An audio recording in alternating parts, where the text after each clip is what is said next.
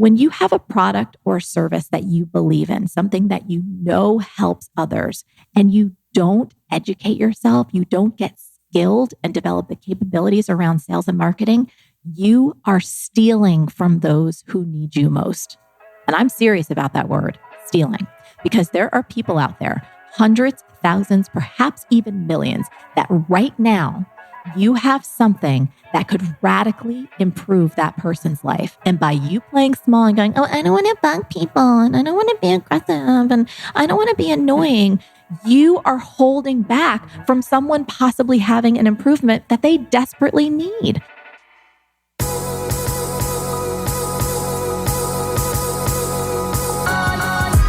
You're listening to the Almost 30 podcast, hosted by Krista Williams and Lindsay Simsick.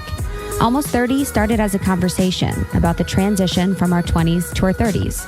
But then we realized life is full of transitions. So we expanded our mission. We are an intuition-led, wellness-focused lifestyle podcast that promises to deliver authentic conversations, diverse points of view, and insights rooted in optimism, growth, and intention. The Almost 30 Nation community is a group of purposeful dreamers who are smart, passionate, and always seeking the full potential in every aspect of their lives. At Almost 30, we're making magic together. We dream it, and then we do it. Thanks so much for tuning into the Almost 30 podcast. Here we go.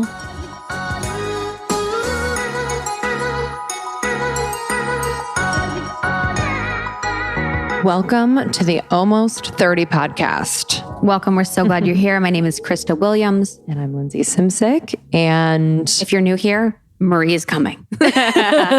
She will be coming very shortly. Yeah, we are so excited about this episode. Yeah. It actually, this episode in particular, if we're just talking about what Almost 30 is about, really, like when we sat down with her, it was a reinvigoration of why these conversations that we have that are candid and deep and vulnerable and just so insightful are so important to our individual growth. Like I just left feeling like, oh my God. Like I saw the potential in myself when I speak to her. Yeah. You know, she really lights that up in people. She is so, she's powerful. She's powerful. She's just, and it's really nice that being behind the mic, we get to meet some amazing people, but it's just so awesome to meet someone like Marie, to see her online and see her online persona is her. She's as bubbly, as kind, as thoughtful, as present. And she really inspires me for the way that she speaks. I'm really inspired by the way in which she answers a lot of questions with stories. It's almost like I think that's such a good way to give context and grounding for the conversation. And I think it's so beautiful how she does that. So we had actually pitched Marie probably when we first started. When we started the podcast 3 years ago, it was like maybe we pitched her in her first couple months. Didn't really have much going on. And her team was so kind. They sent us the most kind decline. I think Marie was probably in a launch mode or whatever. And even her decline from her team to be on our podcast inspired me. It was like, we always want to give everything we do 100% of our effort and attention. And right now that's possible. We're ever grateful for your email. Thank you so much. And it just shows, from that day to now, it's always about timing. And now couldn't have been a better time to have her. We just finished up launching our course, Podcast Pro. This helps people to launch, grow, and monetize their podcast. Basically, every single thing that we've learned in the past 3 years, growing Almost 30 until the brand that it is. And she even stayed after with us and just gave us great, great advice. Yeah. I was like, I tried to make sure my jaw was not on the floor. I was so impressed by her presence. This woman has a full schedule every single day. And so for her to be here with us and to actively ask about what we are doing within the business and be excited by what we're doing was really, really cool for us and inspiring because, we always want to remember why we got into this. And I think Marie is constantly reminding herself in these conversations with like early entrepreneurs like us, like why she got into this, because like she loves seeing and helping people to succeed, to find freedom in their businesses, you know, so they can spend more time with family, so they can take care of themselves, so that, you know, do all these things. So I just saw in her, I was like, oh, you were born for this. 100%. And it's cool too. Cause like, so in our conversation with Marie, I wanted to really talk about when I see her now, I see this person that has so much, you know, accessibility to amazing people. She's one of Oprah's, you know, recommended leaders. She has millions of followers. She's on YouTube. She has all these amazing things. She has thriving B-School. But to go back with her and kind of reground ourselves in the journey that she's taken, in the fact that she's always been a leader, was just so inspiring. Because I see her from the outside, even though I know her story. I've been following her since, you know, 2015 probably. And just to remind myself, like, oh, she felt lost many times. She had to listen to that voice many times. Nothing, you know, not nothing, but her path didn't make as much sense as you would assume. To go from being a bartender to a dancer, you know, all of these things, it was like, it is possible for people, and it is achievable. And there is a new paradigm happening that we are participating in, that we are a part of, that she is, you know, spearheading. Yeah. We just wanted to touch on some of our takeaways before we get into the interview. We'll get into it in just a moment. But one of the things that really stuck with me was when she described herself as that multifaceted entrepreneur. I think that's the word she used. But multi-passionate. But it is that where you are kind of a multifaceted person. You have a lot of interests and things that you want to do. And it's being able to really stand confidently in that. And so like when she was bartending and dancing and also coaching people, she would say that I'm a multi-talented entrepreneur, and it gave her more confidence to really own all of that. Cause I think, you know, for me, like I've been a bartender the same time I was X, Y, and Z. And it was kind of something that I was like, oh yeah, I bartend on the side. Cause you know, that's what you got to pay rent. And it was something I kind of brushed aside, but it was really cool to hear her talk about it in a way that was really confident. And it was just like a part of her journey. And I think that was a huge takeaway for me, like really understanding that every moment, every bump and victory and failure is so much a part of your journey and what you will talk about one day, you know, as a part of how you grew into who you are as, you know, a thriving business owner. Yeah, it's owning that part of the process. And, you know, I will say very honestly that it's easier for me now to own those weird parts of my career, weird in quotes, those not standard side steps that I had in my career. Like when I was serving and babysitting for 9 months in LA when I was trying to find a job. And, you know, when I was in that process, it was incredibly defeating. And now that I feel really good in the place in which I am in my career, it's easy to be like, yeah, you know, I did that for those months. So I have to be honest and say that, like, if you're in it right now and you are in the thick of it, like my heart goes out to you. And there's nothing really you can do but to just really continue on and just really take small steps to move forward with your life. But it will get better. I promise. Truly. The two things that I really loved were, you know, in the same vein, and this is a little bit selfish, but related to team. And I came from the corporate world. So these are things that actually I could have implemented within my corporate career, but I'm looking forward to implementing with our team. And one of them was having a Slack channel dedicated to gratitude and recognition of people on our team. So whether that's an email chain to your team at work or whoever you work with, or maybe even someone you love. But within our Slack channel for almost 30, within our Slack with almost 30, we created a separate channel that is just for gratitude in the moment. So when someone on your team does something really kind, or you notice someone going above and beyond, or you find yourself really impressed with someone that you're working with, it's sharing that more broadly with the team on Slack. That was just a small thing that I really loved that we've implemented. And then another thing is we haven't talked about this yet, but thinking about like, when in this year can we dedicate time off for the business?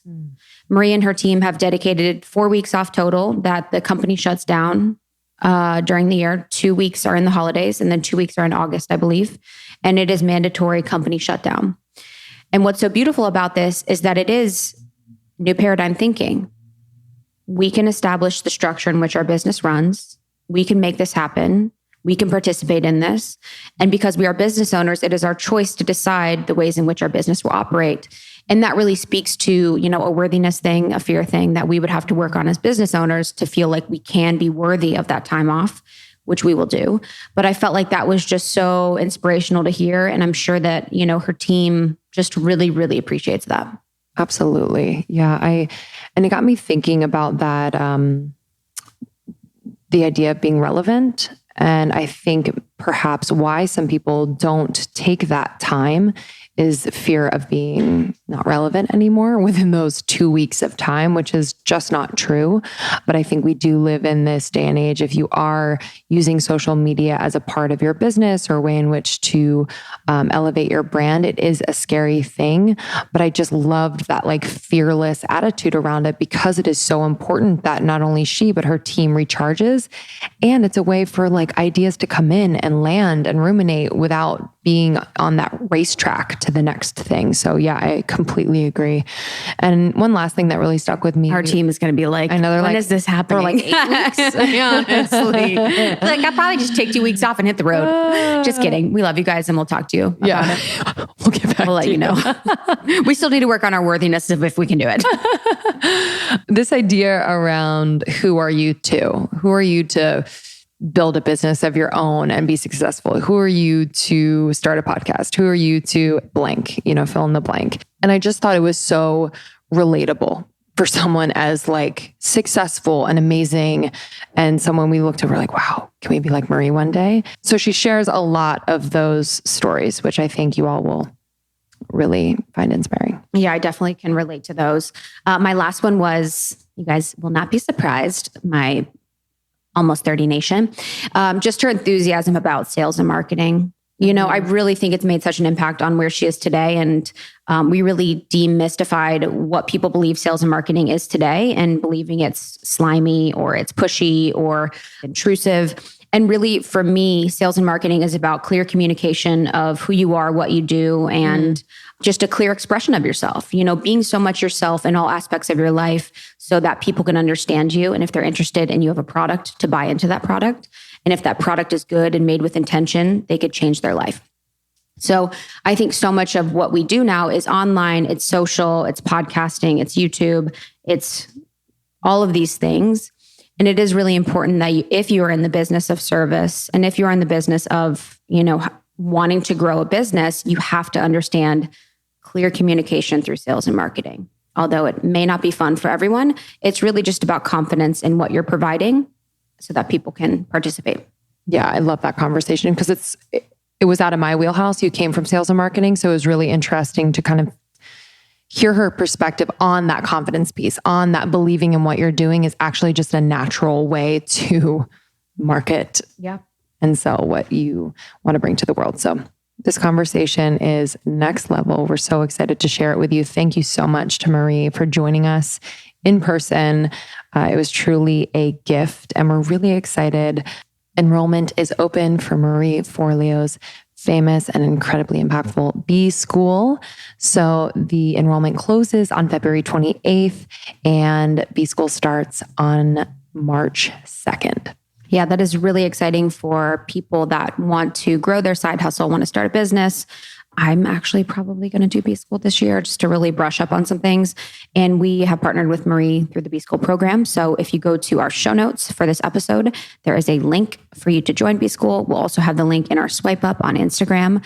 And we're really excited if you guys are interested to learn more about all of these tools, basically what we should have learned in school. It's all available in B-School. Yeah, share.marieforleobschool.com/almost30 is our link. But again, you can go to our show notes, you can go to our website, you can go to our Instagram. We have all the info for you there. Yep. And you can find Marie on Instagram at Marie Forleo, MarieForleo.com. She's on YouTube at MarieTV. Enjoy this one. And thank you so much for listening to Almost 30 Podcast. Love you. So so grateful that we can have conversations around maybe previously taboo topics in your life, like sex toys, and just really exploring and being experimental in the bedroom. We've found a brand that we just love and kind of helps us just be more curious and have fun. Dame Products. They engineer for sexual wellness by building a welcoming community, which we love, designing innovative tools and bringing life-changing education to the bedroom. Everything that they make is made with reliable components, and all the silicone used is medical grade. All the toys are engineered with feedback from Dame Labs, which is 10,000 real human beings giving feedback. So smart. I wanted to shout out some of my favorite products, the Eva 2, which is your hands-free vibrator, and it gives you clitoral stimulation during penetrative sex. You can also use it on your own, which I do.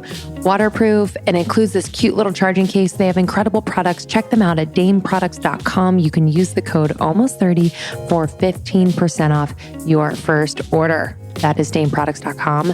Use the code almost30 for 15% off your first order. I was really looking for a good reason to use my phone, and I found Presence. It's been an incredible way to redefine how I use my phone. This is an app that truly is so thoughtful. It has clinician formulated and approved meditation content. It gives you doses of mindfulness in anything from 30 seconds to 20 seconds. You can start or end your day truly on a mindful note. They're on a mission to turn technology from a source of stress into a source of strength through mindfulness. What's really cool is that you can select a focus on how you want to be more mindful. Maybe you want to build habits, reduce stress, be present, sleep better. And it's just such a great way to take just a short amount of time to make such a big difference, set intentions, meditate, just give a mindfulness pause. So if you'd like to get one free month of Presence, you can go to hellopresence.com/almost30. That's one free month of Presence. hellopresence.com/almost30. And that's hello, PREZENCE.com/almost30 for one free month. Wait, I want to talk quickly, just put a pin on the celebrating wins. Yes. Like what was because we're actually trying to do that ourselves now. What was the arc of that conversation with your team and like a time where you realized that you needed to celebrate wins? So everyone on the team, we're all ballers and crushers, right? So we absolutely love the game. We love what we do. We're super ambitious. We're always creating something, and we're also like hyper organized. So we noticed that, oh my goodness, like the calendar was like this, and then this, and then this. And you come to a point where you're just like, not only are we tired, but we didn't even celebrate all of these wins because we're already on to the next thing and the next thing. And we had this conversation where we're like, yo, we're doing so good. Like, why don't we actually just take a minute? And what prompted, what was one of the best things, I've done a lot of really cool things in my company, and we could talk about whatever bits of them, but this was something that happened. So we have this program called B-School. Mm-hmm. And we have B-School mentor coaches, and we were all on a Slack channel. And we're just having this conversation in the morning, just sharing about what was happening and what's happening with our students. And we were all like, wouldn't this be cool if we were having these conversations with margaritas and guacamole? And I chimed in and I was like, why don't we make that happen? They're like, what? And I literally slid over into my director of operations. I said, I want to take the entire company on vacation, not on a team retreat, but actually on vacation. Oh, I love that. Can we go to Mexico? And she's like, yeah, we can do whatever we want. And it was in that context of going like, we are doing so well. We have such incredible humans. Wouldn't it be cool if we all spent like 3 or 4 days in Mexico, no team meetings, no brainstorming. We don't even have to talk about work. Like if it comes up organically, great, but there's nothing formal. And within 2.5 months, we've probably had close to 30 people on planes going to a resort and spending like 3 days just going in the water and going to Coco Bongos or like all these places just hanging out. So the trajectory was calendar, realizing we weren't celebrating anything to now we really take time out and do special things together. Wow. And what was like the result of that? What have you noticed shift on your team since really noticing to celebrate wins? Well, one of the things is, I run a completely virtual company. So everyone's distributed. And we do a really incredible job of staying connected through Slack and through phone calls and through email and every digital tool that we have to work remotely. And we're all really big-hearted people and we actually like each other. So what happened after our team vacation was I felt like people had deeper bonds. The trust that was already there grew stronger. I think people felt even more connected to each other and to the mission. And, we're all human. We go through things in life. And so when someone on the team is experiencing some type of hardship, something's happening with their family or their health, you're like that much more committed to having that person's back when you've hung out with them for 4 days and eaten guacamole and drank a few margaritas with people. You know the fullness of their humanity, not just how they show up at work. Was there ever a time that was hard for you to do? Like, to take that moment in time? Sometimes I feel like in the beginning of something very exciting and it has momentum, you're like, no, we got to keep going. Yeah. And was there any fear there around allowing the team to like really soak this up? Yeah. So that's an interesting question. And so for me, giving context, like I've been doing this for 20 years and the first 7 years, I was pretty much a one-woman show. Like I had virtual assistants and I had kind of more temporary like people, but I was also spinning a lot of plates. Like I had my coaching practice. I also had this simul career in dance and fitness. I was one of the world's first Nike Elite dance athletes. I was also still bartending and waiting tables. So I was kind of doing all these different things. Then personally, I had a lot of fear of never stopping because I felt like if I stopped anything, it would all fall apart. And I was also still struggling to make ends meet. So that fear wasn't unfounded, right? However, once the team started to grow and build, like fun is one of my biggest values in life. And so it honestly wasn't hard for me. Like I see how hard they work every single day. And I also just love to hang out. I love to connect with people.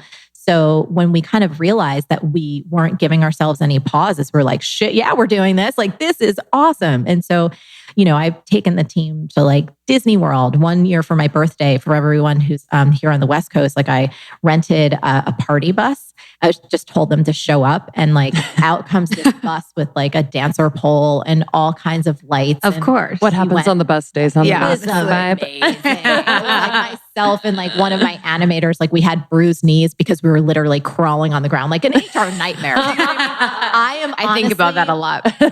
And this is what's great about my team. Like they know exactly who I am. Yep. I am an HR nightmare. Let's put it that way. Yep.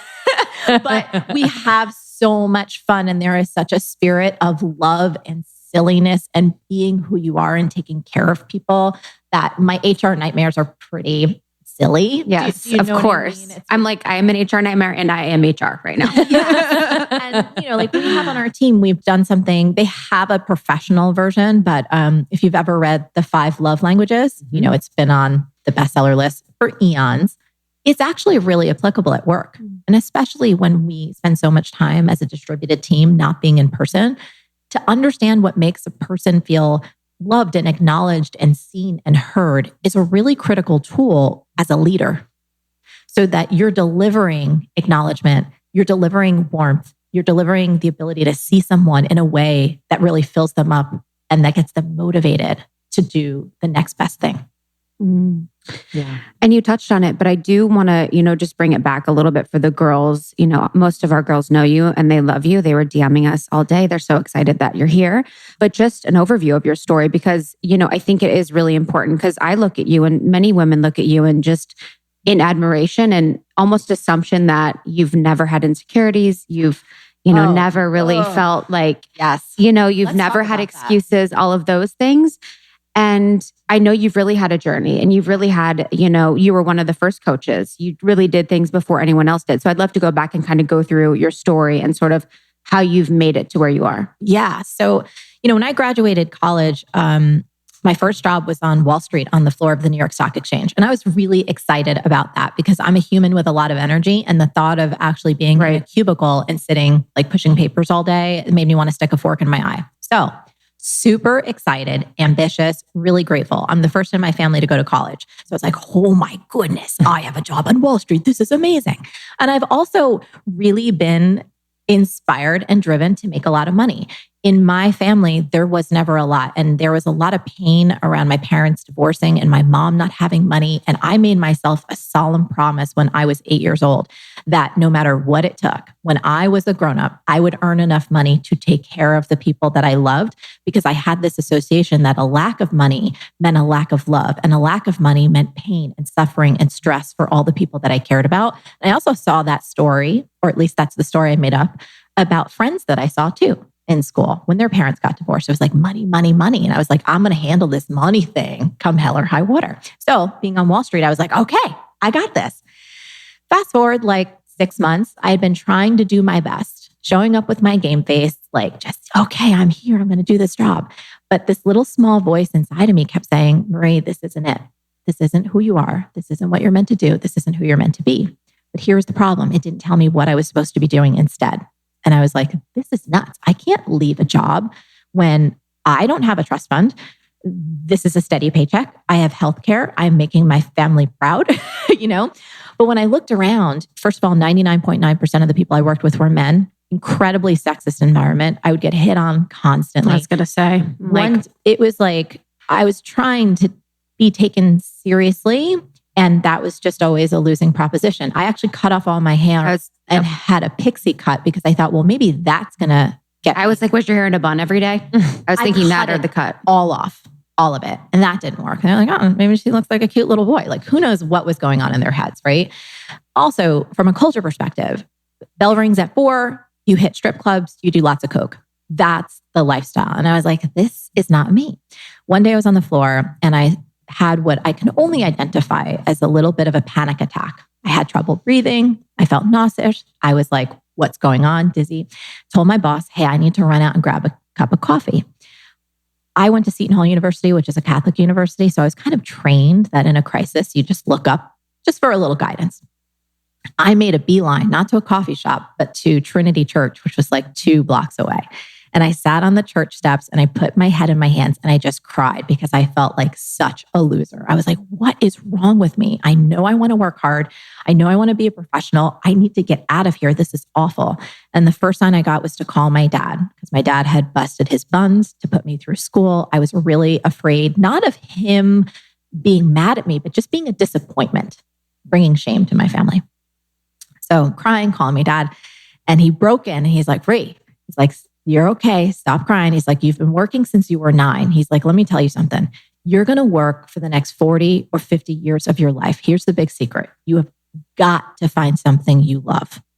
And once you find something you love, everything starts to fall into place. And if this job is making you this physically sick and you're crying right now, then you got to leave it. And you got to keep searching and searching until you find that thing that you love. And then everything will start to make sense. Now, my dad didn't give me any clue how to find something you love, but that was a huge breakthrough for me because I realized that he was right. Even though I didn't know how to find that thing, it rang true in my soul. So I asked myself, okay, well, what do I know about me? Well, I'm very creative. Like as a kid, I thought maybe I would be an animator for Disney or a fine artist. That's all I did when I was little. But I also loved business. My dad was a small business owner. And I was like, how do I mesh these two things? And the idea that came to my mind was the world of publishing and women's magazines. I was like, well, maybe that's going to work. There's the business side of ads. There's the editorial side. So I went to a temp agency and I got a position as an ad sales assistant at Gourmet Magazine. Now, this was great because I love to eat, right? I love food. I was like, this is awesome. My desk was outside the food editor's kitchen. They would bring me snacks all day. My boss, it was a dream. Mm-hmm. My boss, Sandy, she was this amazing account exec, a woman. I was like, oh, this is going to be wonderful. Fast forward 6 months, I start hearing that still voice inside again. Marie, this still isn't it. This isn't who you are. This isn't what you're meant to do. This isn't who you're meant to be. And I was like, oh, yeah, you're like, not again. Not again. My hair's just growing out. That was exactly right. I had like the most awful, like in between layers. It was sad. But I said, okay, let me step back and look at this objectively. Wall Street, all about numbers and money. Ad sales, all about numbers and money. And then I looked, I was like, do I actually want to become my boss, Sandy? Like, would I aspire to have her job? And I was like, not really. And I looked ahead to the publisher, who was another powerful, intelligent woman. Do I want her job eventually? And I was like, no. And I thought to myself, well, if I don't want to climb this corporate ladder, what am I doing wasting their time and mine? Maybe I got the whole thing wrong. Maybe I should be more on the creative side, right? So I went to HR and I said, hey, next time there's an assistant position on any editorial team, I'll take it. Position came up at Mademoiselle magazine, the fashion department. I was like, all right, this is going to be it. I'm working with designers. I'm going to fashion shows, doing layouts. This is going to be awesome. And of course, at first it was exciting because it was novel and new, and I'm a lifelong learner. So that was wonderful. But then 6 months in, I heard the same voices again. And you guys, I literally thought, I was like, there's got to be a cognitive issue. What is wrong with me? Do I have commitment issues? Do I have ADHD, which it turns out I do?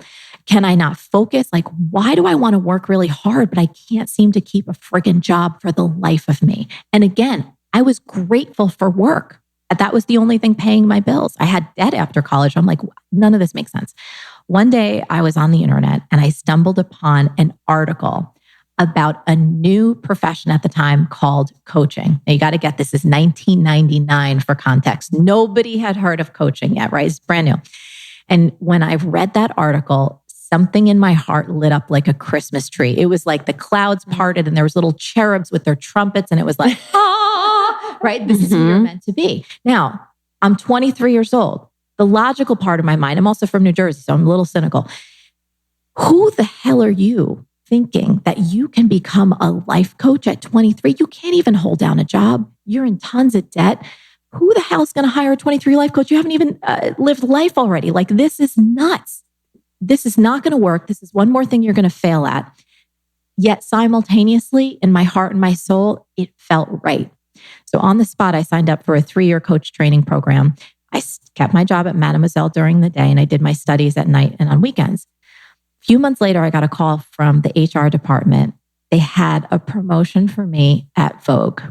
More money, more prestige, a career that people could understand. And that was my fork in the road. Do I do this weird ass life coaching thing that no one has ever heard of, I'm petrified of, that feels right, that doesn't make any sense, or stay on this safe corporate path and go to the best fashion magazine in the world?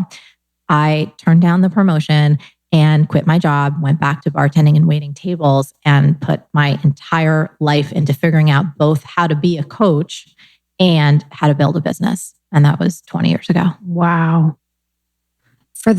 And you've seen, and that's, I love your story and I've heard it and I just love it. Every time you say it, I'm so inspired because I'm like, I want to be able to like hold presence of my journey like you do. But to the coaching thing, so you've seen coaching really evolve. Yes. And we actually have, a lot of women in our community are interested in the space or we're around it being here in LA. So what are your thoughts on its evolution? And like now it's such a business and there's so many people in it.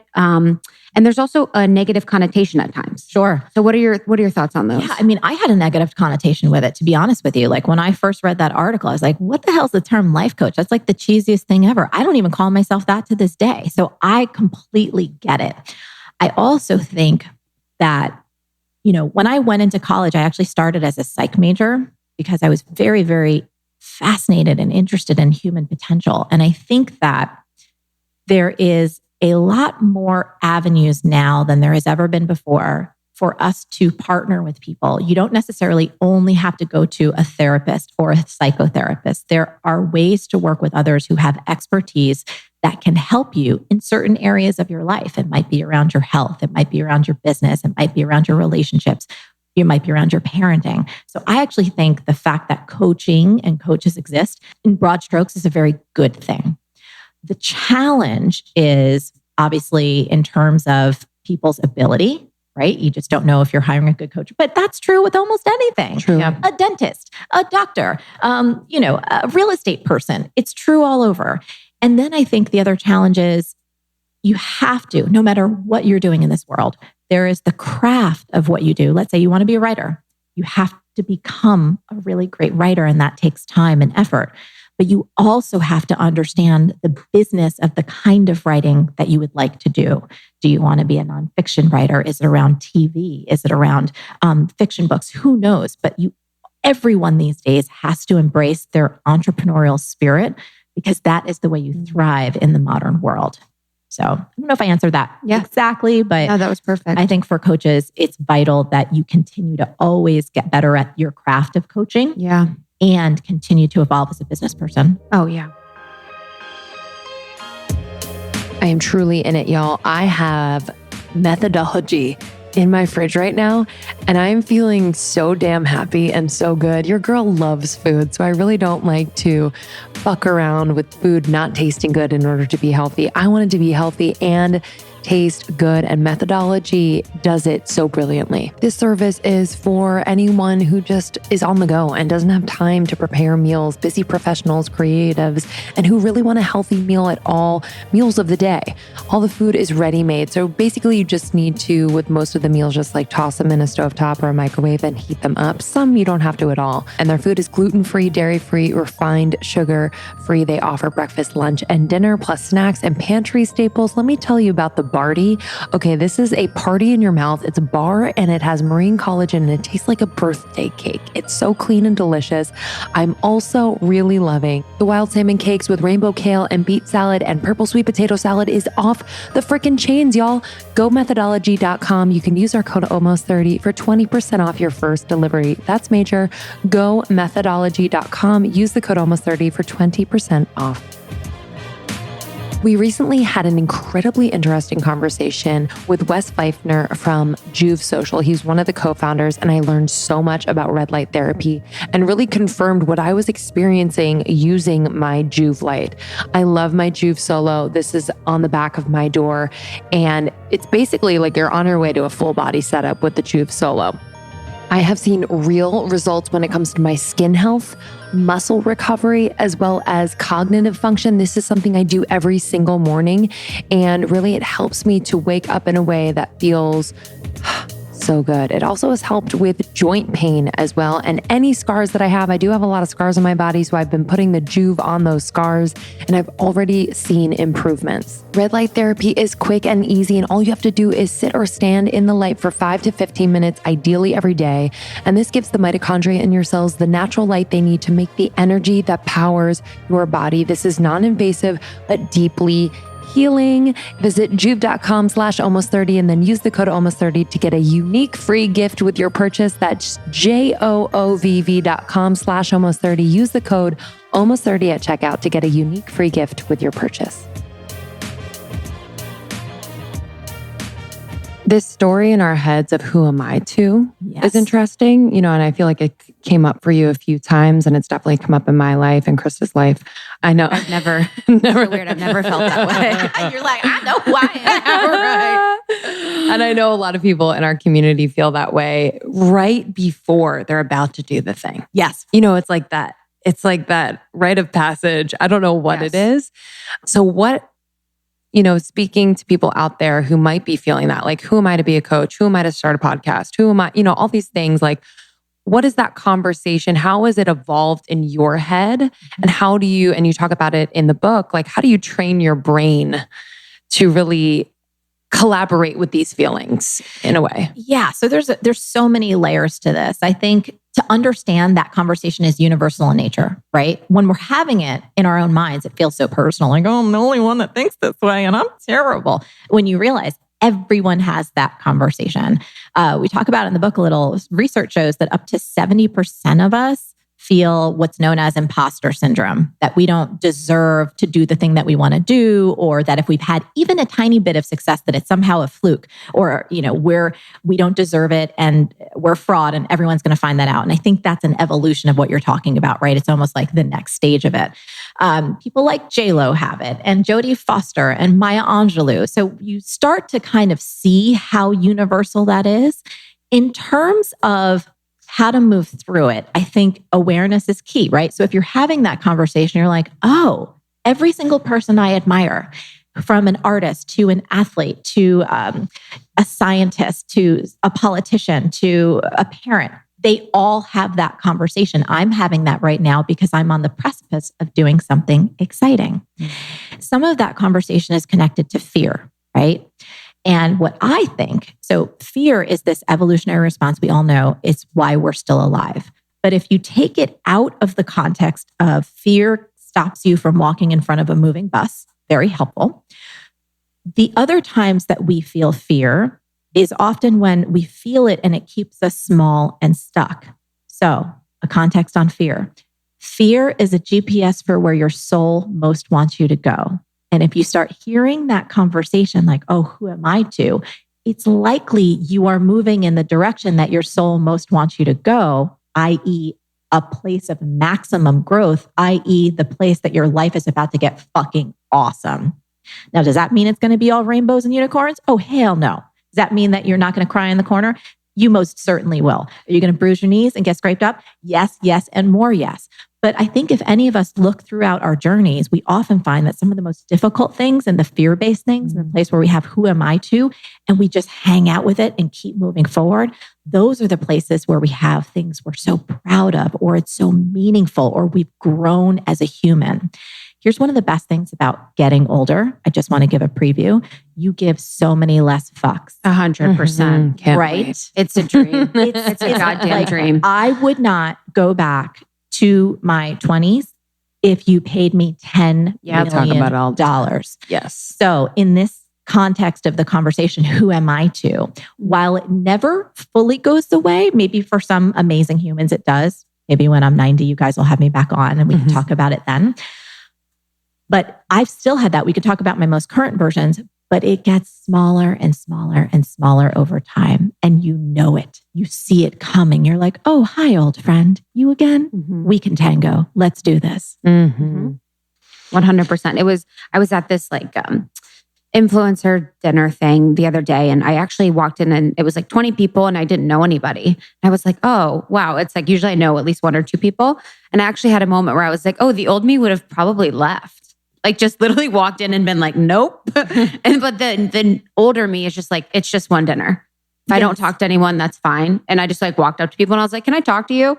And it's just like such a less caring of like, what am I going to look like if no one's talking to me? Who am I going to talk to? What am I going to say? That whole conversation of like insecurity, it's just like left. It's like I can hold a conversation with anyone. Like, who cares? It's one night. It's so nice. We talk about that a lot. Getting older is like the best. When I'm 90, it's going to be crazy. And you touched on it. What are your current who am I conversations that you're having in your head?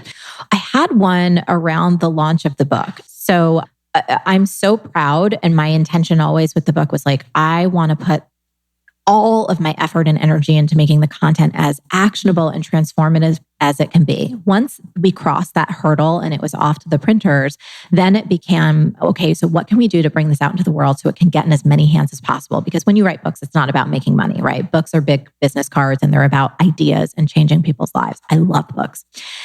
And this idea came into my heart and it was like, what if a Beyonce concert and a TED Talk had a baby and then threw a block party? Wouldn't that be cool? And I was like, that's how I want to launch my book in New York City. I've never seen it done before.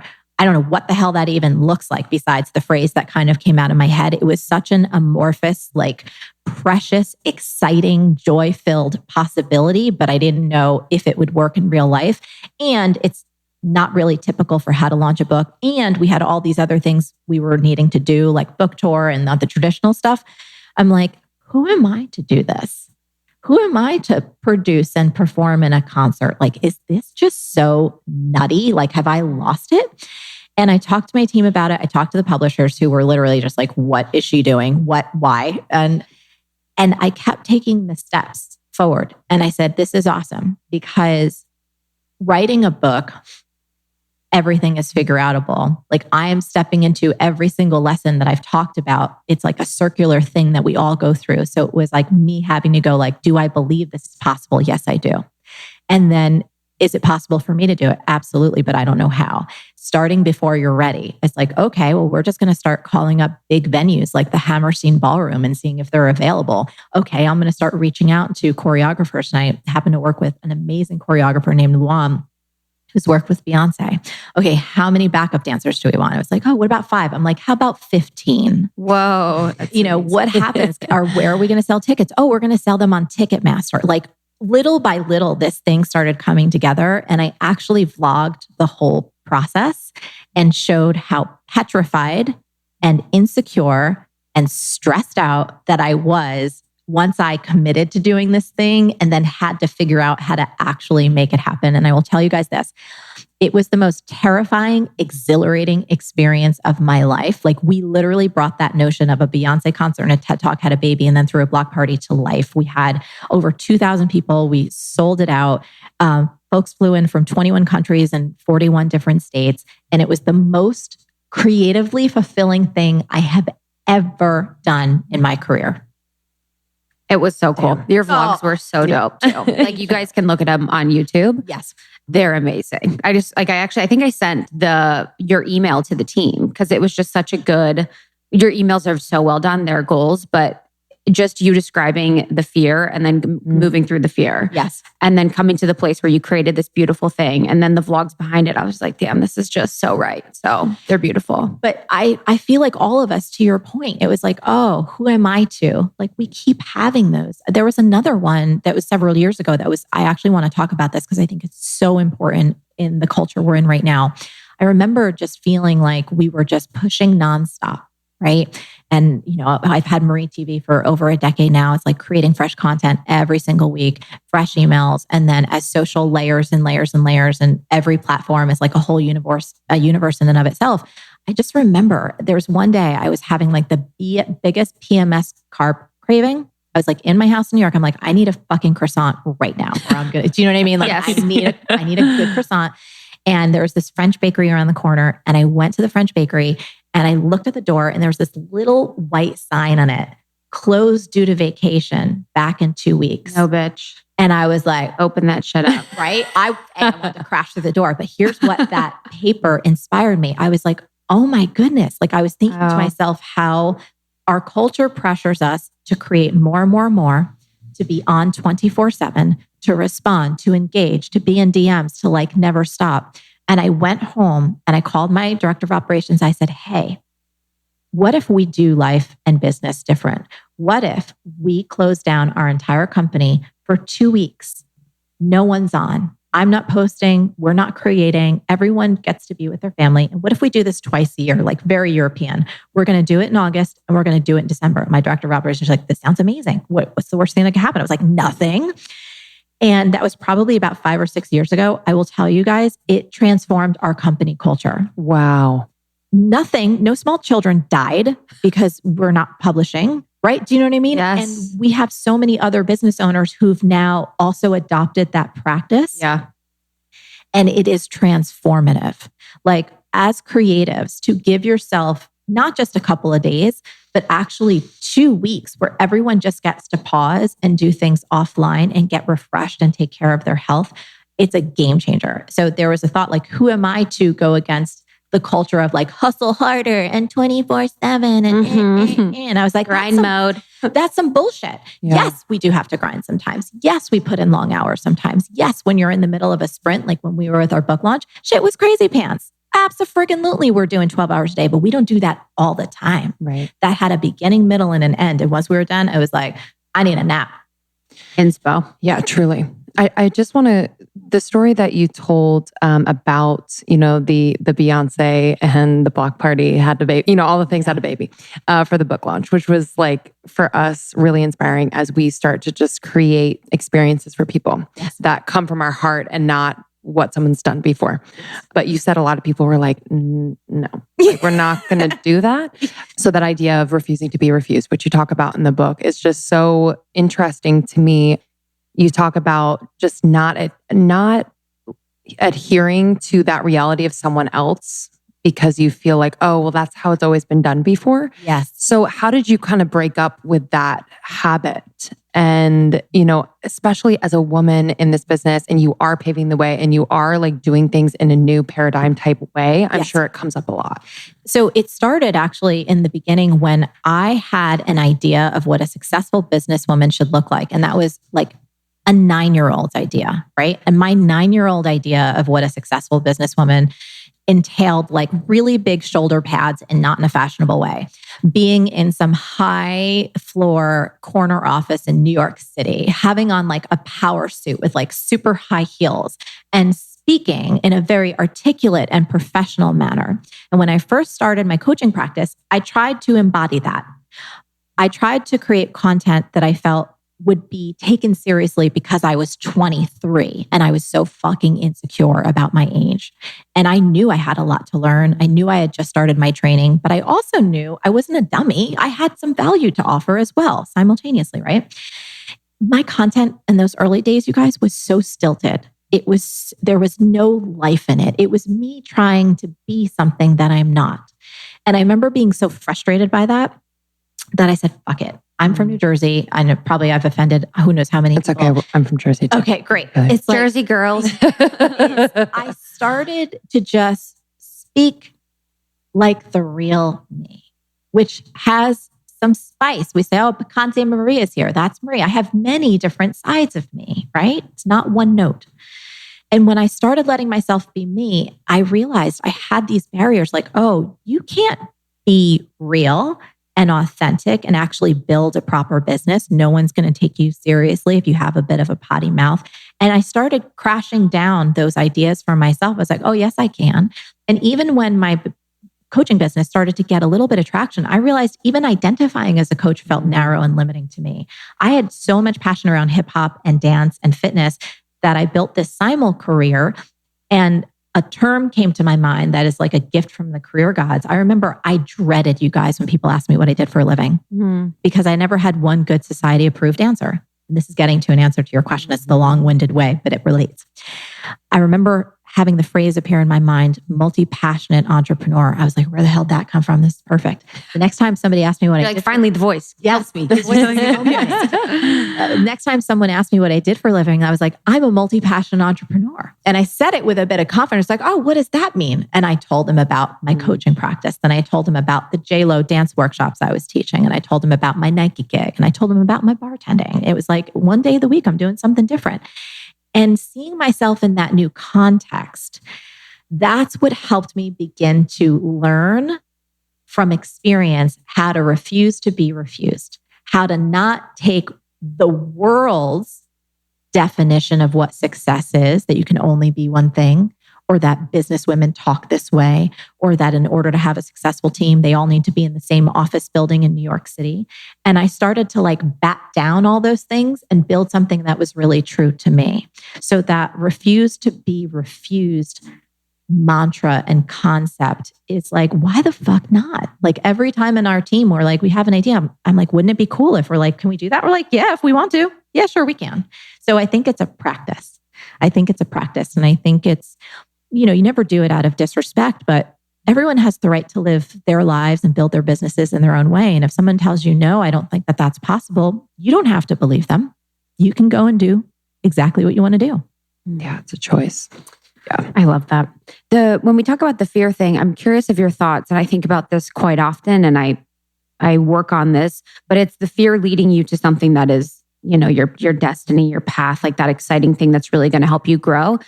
But I guess, how do you decipher between fear and intuition? Yes, this is one of my favorite topics because it can catch all of us and it can get us really tripped up. So when you're building a business, when you're building a life that's exciting and fulfilling to you, there are going to be opportunities that present themselves.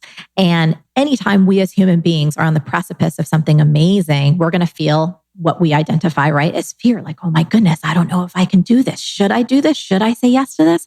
And in those times, it can be really confusing.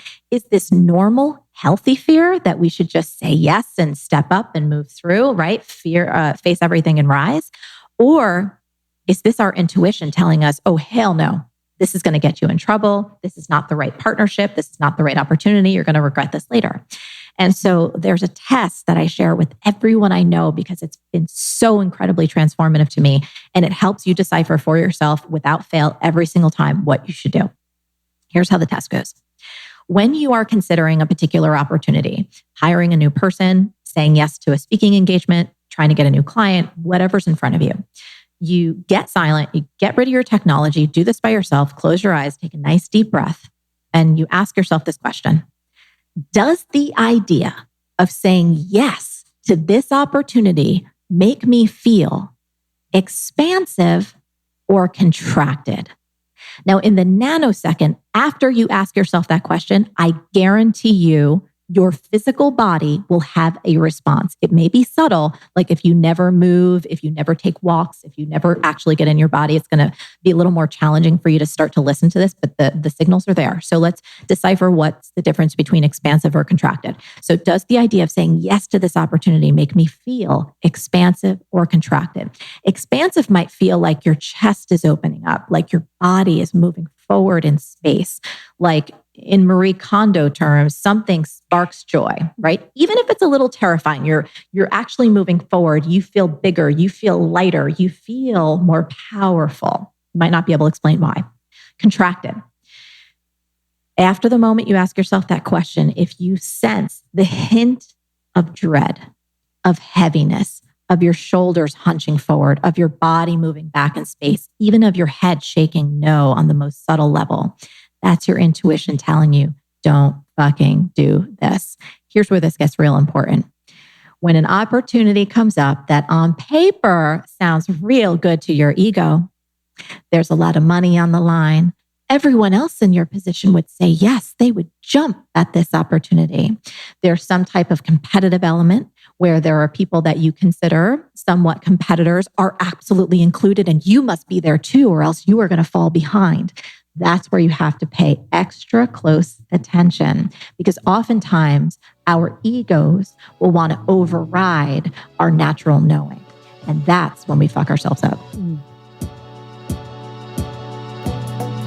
Collagen. I get like 5 questions a week about collagen, and I've learned so much from our friend, Dr. Josh Axe, who is the co-founder of Ancient Nutrition, where they are leveraging health principles from ancient traditions such as TCM and Ayurveda that are also supported by modern science in a really convenient form. They really want us to restore our health, strength, and vitality by providing, some of the healthiest whole food nutrients to the modern world.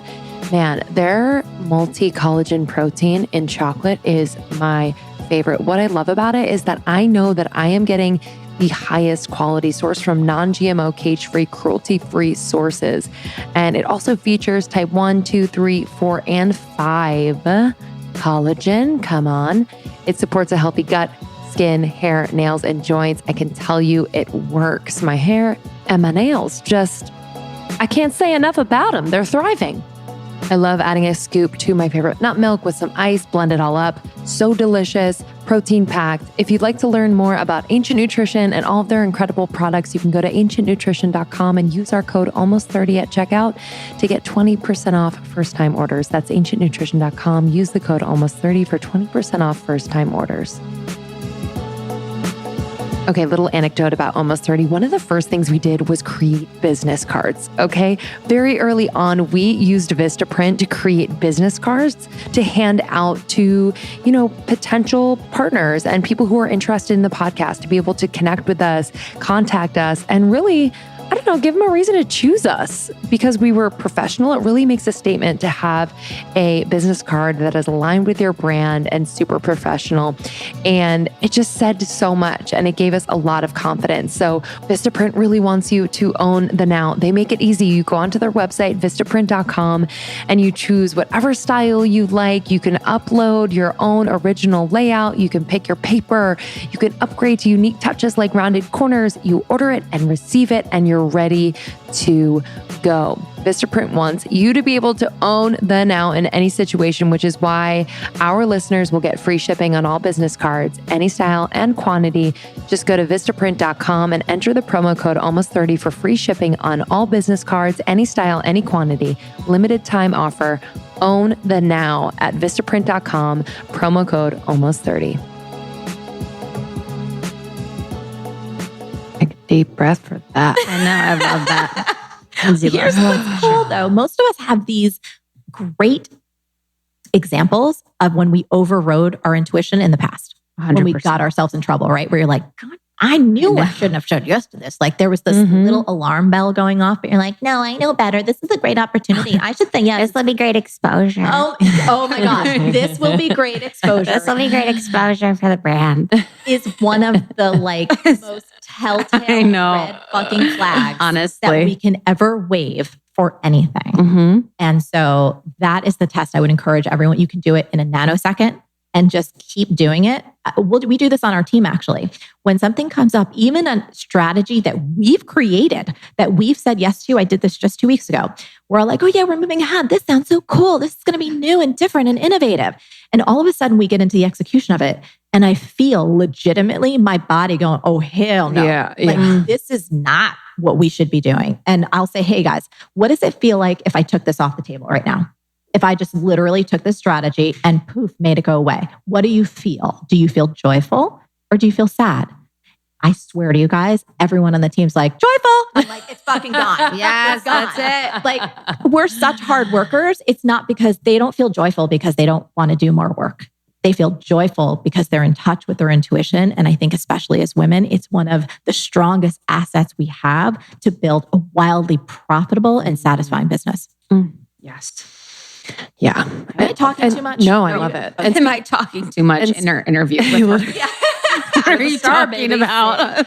Speaking of your team, I'm just so fascinated. You know, for someone that's been doing this for so long, I'm sure there have been trials and errors in terms of managing a team. And, you know, we're building our team now and trial and error every single day. But it's really exciting. It's more exciting and expansive to think of empowering people to do their best and do things they love. So I'd love to know kind of things that you've implemented in the day-to-day that have really worked for you and your team around communication, around creativity, and all that. So this is something we do virtually every single week on our team calls. We do it on Thursdays, and there's science behind this. It is the value of appreciation. So once we kind of get through our meeting, which we kind of go through the priorities of the day and status checks on all the different projects and everyone, if anyone has to get in touch with each other, that's the opportunity for us to kind of huddle. And your director of operations runs it? Yes. Okay. And if she's out, then another director runs it. So everyone's there. We're all looking at our Asana tasks. We're like in it to win it. And then we shift into question time. And it's a little bit of Mad Libs. It's around calling someone out on the team that you appreciate and telling them a very specific reason why you appreciate them. And so it may be like, for me, you know, I appreciate Louise on my team this week because what she does to make sure that every single detail in my calendar is accurate so that I can show up and be my best. And she never does it with any kind of angst or any kind of going like, another change. It's like, she is an angel. That's why I appreciate you, Louise. And like, you know, you hear her and then everyone goes around and tosses out these appreciations. And at times if we're in the middle of a launch or we're in the middle of kind of an intense time, we have a Slack channel you can do it in. So it has been such a transformative practice for us because we do it consistently and not everyone gets to work with everyone directly. So you get to hear the specifics around someone's genius. They get that public acknowledgement and it's awesome. It is really awesome. And so it creates this culture of seeing people and acknowledging people and lifting them up. So that's on a practice that we do that really supports our team, especially because we are virtual. I will say one of the other best things that we've done that we continue to practice to this day, and I learned this because I made painful, gut-wrenching mistakes. We date before we marry. We don't hire anyone like that. We create a way to do some type of test, paid, freelance work, project work, something so that we can get to know you and how you work, how you deliver, how you communicate, the quality of what you do, and that you can get to know us, our weirdness, how we communicate, our expectations, the culture. And then after usually about 90 days of like being in the trenches together, we know whether or not we're like, this is on like flan. You better come with us. Let's do this. And that person, if they're in another position, can feel safe, right? They're not taking that big of a risk. Or if they're a freelancer, they can be like, oh, I actually want to be in this environment. And the times that I have not adhered to that, my director of operations and I, we've like now pinky swore, like we will never make that mistake again because it was so painful. The times I've made the error to say, oh, just bring them on, I've had to fire them and I've felt awful. Because I respect people and I care about them, but it was out of my own desperation to want to fill a spot. Does that make sense? Yeah, yes. 100%. Yeah, the hiring stuff is so it's hard because it's like me stepping into the part of like owning the business and being like, oh, this is my business and this is how we operate. Yes. And feeling like the people pleaser part comes out in me a little bit where I'm like, they want it. And I'm like, oh, I want to appease them Yes. and give it to them. And I want to help and support them. And it feels weird to be in the position of like, no, this is actually how it works. It takes a little bit longer, but it does end up working for the best of people. I love that. The last question for me I wanted to talk about was something you've talked about. I listened to in a few different episodes that you've been on other interviews was about the importance of sales and marketing. Oh, and I just loved it. It made me so happy. I was like, I just completely agree, with your thoughts and sentiments around it, around the importance of everyone basically having the sales and marketing skills, especially if you're in the online space. And it doesn't have to be gross and it doesn't have to be bad. It's more of just like, that's really how we have to operate in 2020. So I'd love to hear your thoughts on it. Yes. So I am such a passionate lover of small business owners and them finding success. Like this is all rooted in me wanting to see people free, emotionally free, mentally, physically, and financially. When, again, everyone, but I will aim it at women because that is the vast majority of my audience. When women are financially free, everyone wins. They win, their family wins, their community wins, and the whole world wins. There is research to back this up. This is not hypotheses. This is not feel-good bullshit. This is reality. So this comes back to when I was first running my business and I had like my dance and fitness career and I had my coaching business, and I would be like at a Nike event in Europe and people were like, how are you doing what you're doing? And I was like, what do you mean? They're like, well, you have this coaching practice, you're doing this. I said, well, I understand sales and marketing. And they're like, oh, I have an idea for something that I want to do, but sales and marketing, that's gross. I'm the idea person. I need to find a partner. That's for somebody else to do. I just want to be the creative. And I'd want to take them, you guys, and slap the shit out of them. Like seriously, in a loving way. Like shake people and be like, no, sales and marketing is the lifeblood of any healthy business, and don't sell yourself short. So as I started digging deeper, I understood why so many people, especially women, have negative associations when it comes to sales and marketing. Because you think of a used car salesman, you think of this guy with like big gold chains and like chomping on a cigar going, hey, sweetheart, I got another car for you over here, right? Being like really unethical and slimy and aggressive and pushy and trying to get people to buy things that they don't need.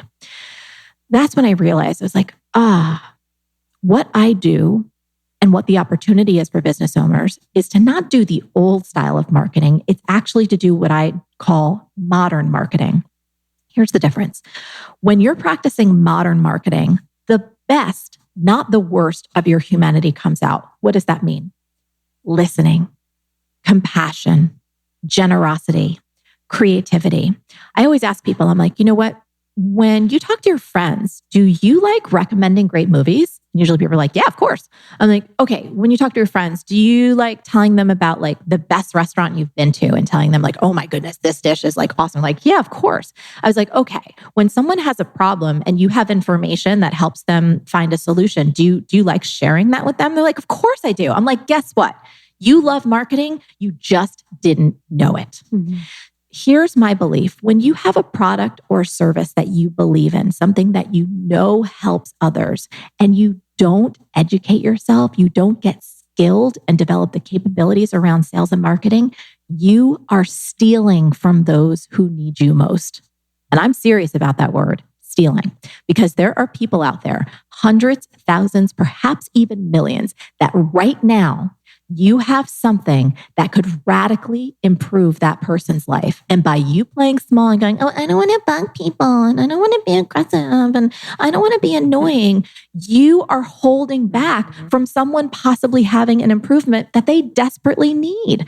Like I think about so many things in my life that I use that I am fucking thrilled that somebody marketed to me because it's helped me. And here's the truth. If you want to have a business that thrives, if you want to have a team that you can support, if you want to be able to pay people living wages and more, if you want your business to actually make a difference, you need to master sales and marketing. I don't know one successful business owner, not one, who poo-poos sales and marketing. The ones that do, I'm like, oh, you're going to be fine for a minute. Like maybe they have venture capital or something. Within like, I don't know, a year, maybe less, they're done. Yeah, it's like for me, I completely agree with you. And I was in sales and marketing before. I was in management consulting in a sales role before we moved to the podcast and are doing it full time. But it was always like the effective communication of something I believe in. Yes. You know, like that's what it's always been like for me. And it's really like flipping it to that. It's like if I really truly believe in what I'm doing and the message that I'm sharing, it's easy and it's true and I believe it. And it's not sales and marketing because I know this to be valuable and I know that people will benefit from it. Absolutely. It's about inspiring people to take action on something that would actually be good for them. Right? So you always have their best interest in mind. And I think what's so fascinating and what's such a gift about where we are in culture right now, the tools that we have at our fingertips between podcasts, between social media, between our ability to create words, on a website that anyone around the world can actually read. You can set it up to deliver so much value to attract your ideal customers, to elegantly convert them into hopefully raving fans and have them thank you for actually being bold enough to share your ideas out there. So it's always win-win. Like when you're practicing modern marketing, first of all, it's way more effective than anything that's like fear-based or gross or slimy. Second of all, I love this because I think the best of my creativity and my artistry comes out when I'm doing my best marketing, right? It's a vehicle to share my heart. And then third, it's what will make your business successful. You can have the best product or service in the world. And if people don't know about it, you don't have a business, right? It cannot work. Yep. No sales equals no business. So you have to learn how to embrace it. And I think it simplifies things to be able to be yourself. Yes. Like you don't have to like kind of backtrack and be like, wait, what did I say the other day? Like, okay, like gimmicky. Yes. It just becomes so natural and transparent and truthful. And it's a vibration that people feel. Correct. I know when people are speaking to something that they're so passionate about, Yes. like I can't take my eyes off them. Yeah, that's right. And it's a gift, right? It Yes. inspires you. It gets you excited about what's possible in your own life. And again, there are just simple things that you can set up as a business owner so that people feel safe doing business with you, so that you're operating from a place of high values and integrity and transparency. And when more businesses operate like that, I think we're going to live in a better world. Yeah. I'd love for my last question for you to fill in one of your fill in the blanks from the book, which I loved, but it was around the discussion about progress versus perfection. Yes. And you asked if I didn't have to be perfect at it, I'd try blank as soon as possible to get closer to achieving my dream. Yes. Okay. So this is something that I love, but it's not on my priority list. So it's a true answer, but I'm not holding myself back due to perfection. I'm not engaging with it because I'm engaging in other stuff. Mm-hmm. But if I didn't, the thing that hopefully I will be able to develop the skill in before I pass on would be singing. Like I love karaoke like nobody's fucking business. But I would love for me right now, dance has resurged, and in my kind of the space that I've opened up for things outside of business or, fun stuff, that's taking the seat. But I think it would be really, really fun to devote more time and energy when it's the right season for that, for singing. I love that. Yeah. Your next book tour is singing. I might sing a song. There you go. Like sing a song. Yeah. That's amazing. Thank you so much. Where can our lovely community connect with you if they haven't already? Oh my goodness. So everything is Figureoutable. It's in audio form on Audible or wherever. Did you do the audio? I did. Oh, and I had perfect. so much fun. And Jersey Marie shows up a lot. So she's awesome. And obviously wherever books are sold, we would love you to support independent booksellers. But anywhere that, MarieForleo.com is the main site. And then at Marie Forleo on all the socials. And then in terms of B-School, you guys can share about that if you want to. Yes. But yeah, that's where to find me. Yeah. And Thank we you. are supporters and lovers of B-School. So we will have all the information to join B-School in the show notes. And thank you so much. Thank you What a guys. gift. Truly. All right. We'll see you guys next time. See you guys soon. Thanks for listening. Bye-bye. Bye.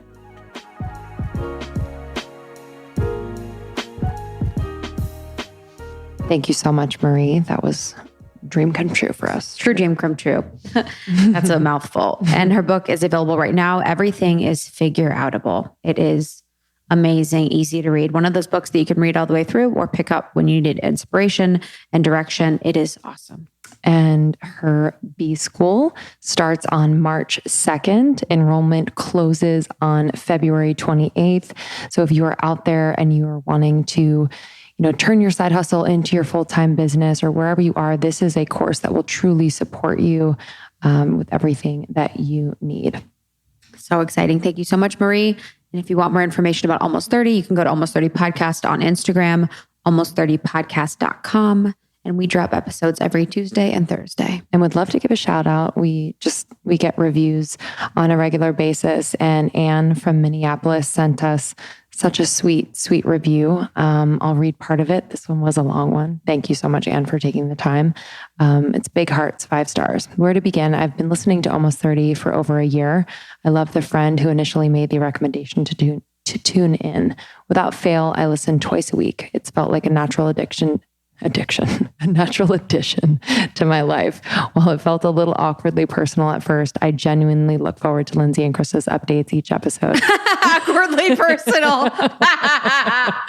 Holy mackerel. I appreciate their openness, making me feel like I've known them forever, and their willingness to share the small and large milestones. To me, they are emblematic of who I am, a 30-something-year-old who sees the richness and complexity in life while still wanting to have fun. In my own journey to wholehearted living, they are a lovely piece of the puzzle, a compliment to the work I want to be doing to improve. Their episodes remind me I'm not alone in this journey, and the journey is worthwhile. Wow. Every review I read is like my new mission statement. Holy moly. Like that's what I want to update my Instagram bio. Literally. Thank you so much for taking the time. When you guys write reviews, it means so very much. It keeps us going. We are eternally grateful. Eternally. We love you. We'll see you on the next one. See you soon. Bye.